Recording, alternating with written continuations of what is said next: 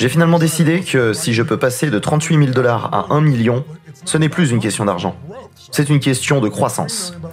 Je veux faire 3 millions de plus, et le faire même lorsque je dors. J'ai donné un exemple de ce gars nommé Peter Johnson qui travaillait chez UPS. Annuellement, il n'a jamais fait plus de 14 000 dollars pendant toute sa vie. Et à sa retraite, il avait 70 millions de dollars.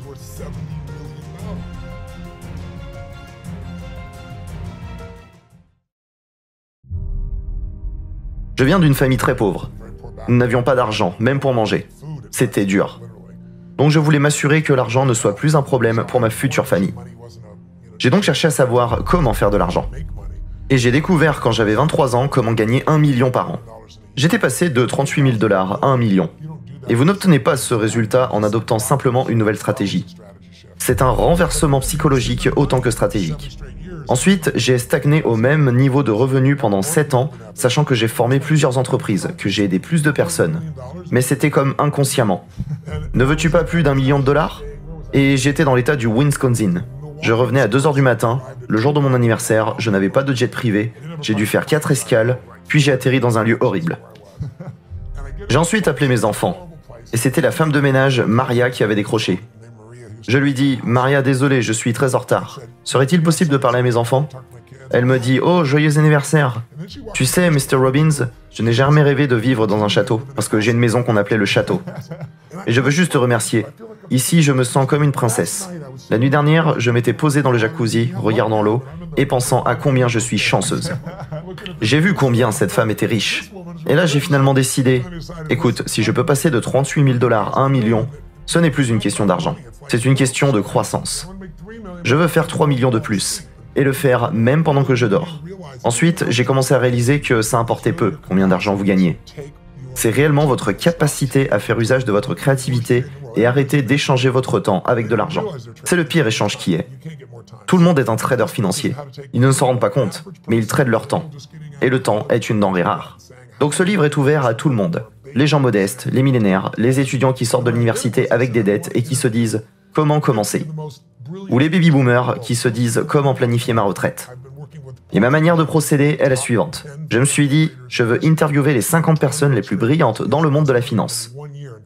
Beaucoup de gens ne savent pas que j'ai travaillé avec Paul Tudor Jones, l'un des top 10 traders financiers dans l'histoire. Pendant 21 ans, il n'a jamais perdu de l'argent. Pendant la bulle technologique des années 2000, les événements du 11 septembre et en 2008, quand le marché était au plus bas à moins 51%, lui a fait un bénéfice de 28%. Donc tous les jours, je viens le voir, je travaille avec lui, il me paye un salaire à 7 chiffres pour ça, et j'ai pu continuellement à l'aider à passer les étapes. Mais honnêtement, j'ai plus appris de lui que ce que je pourrais lui enseigner. Il m'a ouvert ses portes. Donc ce livre est le meilleur de tous les self-made milliardaires. Carl Icahn par exemple, il vient de faire 2 milliards de dollars ces 18 derniers mois à partir d'un investissement de 30 millions sur Netflix. Juste avec un tweet. Pendant que tout le monde disait qu'Apple était sous-évalué, 2 heures après son tweet, Apple valait 17 milliards de plus. Juste avec un tweet. La première chose que vous devez enseigner à quiconque, c'est que vous ne gagnerez jamais votre ticket pour l'indépendance financière. Regardez autour et vous verrez. Curt Schilling des Boston Red Sox qui gagnait 100 millions de dollars par an et il est fauché. Comme le disait Warren Buffett, quand on lui demandait ce qui a fait de lui l'homme le plus riche, il sourit et dit 3 choses. D'abord, vivre aux États-Unis. C'est une grande opportunité. Avoir un bon corps pour vivre longtemps. Et enfin, les intérêts composés. Nous avons tous entendu parler des intérêts composés. J'ai donné un exemple de ce gars nommé Peter Johnson qui était livreur chez UPS. Il n'a jamais fait annuellement plus de 14 000 dollars pendant toute sa vie. Et à sa retraite, il avait 70 millions de dollars. Comment l'avait-il fait ? Il avait simplement pris un pourcentage de son revenu qui était de 20%. Sa famille lui disait « Tu ne peux pas économiser de l'argent ». Mais il a rencontré un ami qui lui avait dit « Si tu prétends qu'il y a une taxe qui te soutire de l'argent sans que tu t'en rendes compte, l'argent vient et s'en va directement dans ton compte d'investissement. Tu seras libre financièrement. » Donc il était discipliné et ne le regardait pas. 70 millions de dollars grâce aux intérêts composés. Donc l'erreur que les gens commettent, et peu s'en rendre compte, c'est que vous ne gagnerez pas votre chemin vers la liberté financière. Mais vous pouvez faire usage des intérêts composés. Sir John Templeton, probablement l'un des plus grands investisseurs de l'histoire. Les gens le connaissent très peu. Il a commencé de rien et il a décidé qu'il voulait comprendre le processus de la création de la richesse. Il a ensuite économisé 10 000 $, grosse somme à l'époque. Et quand Hitler avait envahi la Pologne, il a développé une croyance qui est celle-ci. Vous faites votre fortune en temps d'extrême pessimisme. Par exemple, si vous étiez autour des années 2008-2009, vous pouviez acheter l'action des Las Vegas Stands pour 2,29 $. Aujourd'hui, ça vaut 67 $, un bénéfice de 3000%. Vous pouviez acheter Citibank pour moins d'$1. Lui a compris cela, et pendant que tout le monde croyait que tout allait s'effondrer, il prit 10 000 $ et acheta tout stock qui se vendait à 1 $ ou moins, incluant même les entreprises que tout le monde croyait partir en faillite. Quand les choses vont mal, les gens pensent qu'elles seront ainsi à jamais. Quand elles sont bonnes, ils pensent qu'elles demeureront ainsi à jamais. Mais la vie est pleine de cycles. Il y a une saison pour toute chose. Et quand la Deuxième Guerre mondiale s'est terminée, quelques années plus tard, devinez quoi? Ces mêmes stocks ont fait de lui un milliardaire. Quand je lui ai demandé quel est le secret de sa fortune, sa réponse m'avait touché. Il dit « Tu le sais, et tu l'enseignes ». J'ai dit « Qu'est-ce que c'est ?» Il dit « La gratitude ». Je lui ai dit « Pourquoi tu dis ça ?» Il dit « Si vous avez 1 milliard de $ et que tous les jours vous vivez agacé et frustré, la qualité de vie est médiocre. Mais si vous n'avez rien mais êtes euphoriquement reconnaissant pour tout ce que vous avez, vous êtes la personne la plus riche que vous connaissez. Ça importe peu combien d'argent vous avez si vous n'avez pas la gratitude. » J'avais un moment où toute ma vie a changé. J'étais comme vous, en train de charbonner, essayant de me construire un business avec des objectifs audacieux. Et évidemment, vous ne réussissez pas au début. C'était dur. Et je me rappelle, j'étais tellement frustré parce que je travaillais 18 heures par jour et rien ne marchait. J'étais fauché. Je m'étais senti embarrassé. Je devrais faire mieux que ça. Et un jour, je rentrais à la maison en Californie. Il était presque minuit. J'étais au bout de ma vie. Je m'étais dit, pourquoi ne pouvais-je pas avoir mieux? Et là, j'ai arrêté ma voiture. J'avais un journal et j'ai écrit « Le secret pour vivre, c'est donner ». J'ai commencé à pleurer. Ensuite, j'ai réalisé que j'étais si concentré sur ce que je n'obtenais pas, je me concentrais pas sur ce que je dois donner. Donc pendant 6 mois, cette observation m'a travaillé l'esprit. C'était dans ma tête, dans mon cœur, et j'ai enchaîné avec les moments durs. J'ai tout perdu financièrement. J'étais en colère avec tout le monde, et j'avais emprunté à un ami 1 000 $, et il ne me décrochait même pas mes appels. Ce qui m'a changé, c'est l'événement suivant. J'avais 23 ou 24 $. Très peu pour savoir que je n'avais pas de quoi manger la semaine prochaine. J'avais pas de prospects, je vivais dans ce petit appartement avec toute ma colère et mon agacement et je devais manger. Je devais aller aux endroits à buffet à volonté, sans ma voiture parce que je n'avais pas de quoi payer le carburant. J'allais là-bas et je prenais le nécessaire à manger pour avoir plus qu'un repas. Je m'étais rendu là-bas tout seul et à la porte, il y avait une jeune femme très attirante, raison pour laquelle je m'étais intéressé à elle. Et je demandais qui était son petit ami. Il n'y avait personne. Mais juste un petit à côté qui était son fils. Il portait une veste. Il avait ouvert la porte à la jeune femme, l'avait tiré un siège, il la regardait dans les yeux. Je ne sais pas quoi, mais il y avait quelque chose chez lui qui était si émouvant. Il était si tendre, généreux et soucieux de sa mère, ça m'a touché.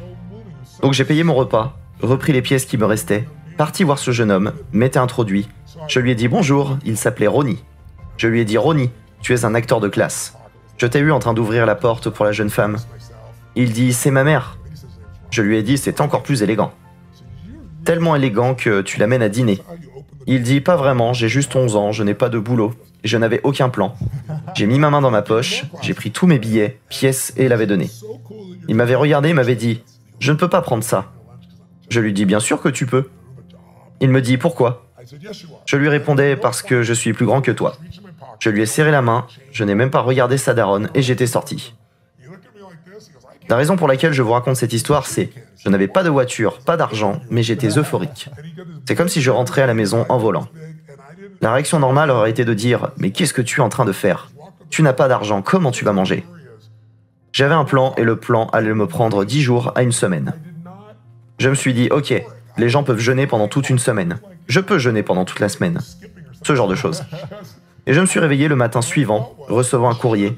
C'était la personne à qui j'ai prêté 1 000 $ et que j'ai appelé 1 milliard de fois et qui ne décrochait pas. J'ouvre le courrier et à l'intérieur, c'était un chèque de 1 000 $, plus intérêt et une lettre d'excuse. Honnêtement, j'ai commencé à pleurer. Je me suis demandé pourquoi cela arrive maintenant. Et je sais pas si c'est vrai, mais j'ai décidé ce jour-là que c'est arrivé parce que j'ai fait une bonne action. Je n'avais pas de plan. J'ai vu ce jeune devant et je lui ai donné.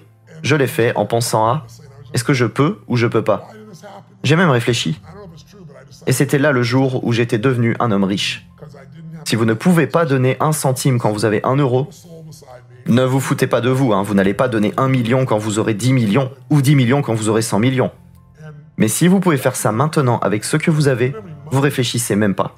Vous déciderez d'y aller. Comment allouer votre argent? J'ai rencontré David Swensen qui a pris 1 milliard et l'avait transformé en 24 milliards en 20 ans. C'est astronomique. 1 milliard par an. Pensez à ça. C'est époustouflant. Je lui ai demandé quelle est la touche. Quelles sont les seules touches où, en appuyant, on pourrait obtenir ce genre de résultat? Il dit « Tony, pour accroître tes revenus, il n'y a que ces options. Vous pouvez vous mettre à choisir les bons stocks pour investir.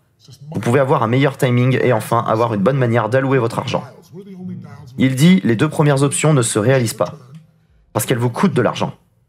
Vous devriez engager quelqu'un. Mais comment allouer votre argent veut dire simplement le diviser en plusieurs portefeuilles. Certains portefeuilles restent sûrs pour que, même quand vous pensez que vous êtes un génie et gagnerez de l'argent, peu importe les circonstances, ce portefeuille va croître lentement, sera toujours là et vous donnera la liberté pour le reste de votre vie. Il y a ensuite le portefeuille croissance, qui est le portefeuille à risque. Et là, Ray Dalio m'a appris quelque chose quand il me disait « Tony, tout le monde investit dans ce qu'il croit savoir. Si vous avez grandi dans l'immobilier, vous n'êtes pas un génie, mais arrivez quand même à faire quelques sous parce que tout le monde peut faire de l'argent avec l'immobilier. Mais vous penserez que vous êtes un génie. Vous pensez connaître le marché de stock. Oh, vous êtes un génie en 1999. Il dit, peu importe l'actif dans lequel vous investissez. Il va, au cours de votre vie, chuter de 50 à 70%. Il n'y a pas d'exception. Je peux vous le démontrer mathématiquement et historiquement. Il dit que vous devriez diversifier même si vous ne le voulez pas. Et vous devez diviser cet argent en plusieurs. Donc chacun d'eux m'a enseigné des stratégies différentes. Mais le meilleur, celui que je pense ramener de la valeur aux autres, est Ray Dalio. Parce que Ray Dalio a découvert pourquoi en 2008, quand vos conseillers financiers vous disaient « Nous allons vous protéger, nous allons mettre vos actifs à moitié dans les actions et l'autre moitié dans les bonds », pourquoi ces 2 stratégies s'étaient toutes effondrées? Eh bien, vous n'étiez pas protégé. Et Ray Dalio a découvert pourquoi. Quand vous pensez que vous avez un portefeuille équilibré, sachez qu'il ne l'est pas. Et la raison est que les stocks ont 3 fois plus de volatilité que les bons. Qu'est-ce que cela signifie? Cela signifie que quand vous pensez que vous êtes à 50-50, vous êtes à 50-50 avec votre argent, mais vous n'êtes pas à 50-50 avec votre risque. Vous êtes à 95% à risque et à 5% du bon côté. C'est pour ça que tout le monde perd son argent. Il a créé une formule parce qu'il s'était dit « Un jour, je partirai de ce monde. Je veux que mes enfants aient de l'argent sur le long terme. Je veux que tous les travaux philanthropiques que je mène continuent après moi. » Donc, il a passé 50 ans étudiant le marché et découvrant comment faire un portefeuille qui générerait de l'argent tout le temps. En 75 ans, il n'a subi que 1,6% dans ses pertes. Mais 85% du temps, il gagne. Imaginez que vous allez à Las Vegas et y êtes planifié pour y travailler pendant 75 ans et gagner de l'argent 80% du temps et quand vous perdez, vous ne perdez que 1,6%. Et quand vous gagnez plus de 10%. La plus grande perte en 75 ans, c'est moins de 4%. Donc pourquoi les gens ne se réunissent pas dans le marché des stocks? Si vous prenez les 20 dernières années de 1993 à 2013, les profits avoisinent 9,2%, ce qui est excellent. Mais pour la personne moyenne, l'investisseur moyen ne gagnait que 2,5%. Pourquoi? Parce qu'ils paniquent. Ils vendent quand le prix chute, achètent quand le prix semble bon. Ils n'ont pas de plan. Moi, personnellement, outre ce qui est dit, je prendrai mon argent et regarderai quelle est la grande tendance actuelle. J'ai une grande partie de mon argent dans les maisons pour personnes âgées. Et la raison est la suivante. Il y a une géante vague de baby-boomers et il n'y a pas assez de maisons de retraite pour les héberger. Aussi, j'adore faire ça. J'adore créer un lieu de qualité pour prendre soin des personnes âgées. Il y a aussi des profits, mais également la croissance et l'actif en lui-même. Donc je regarderai quelles sont les grandes tendances et tâcherai de prendre un pourcentage de mon revenu, l'investir sur le long terme pour que je n'ai plus à travailler encore.